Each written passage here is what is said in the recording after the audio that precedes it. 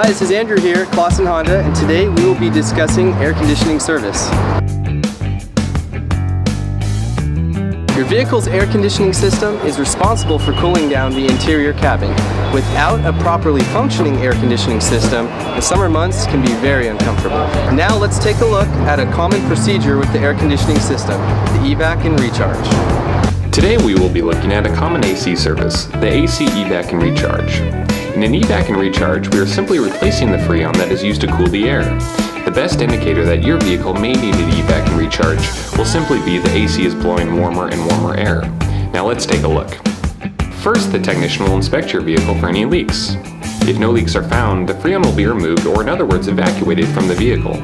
Once the excess freon is removed, the technician will then recharge the system by adding fresh freon. After the recharge, the technicians will ensure the AC is now blowing cold air with a thermometer. In this case, the vehicle went from blowing air at 98 degrees down to 42 degrees. Now you're ready for the road. Thanks for watching. You can schedule your next appointment by calling the number on the screen. We'll see you soon.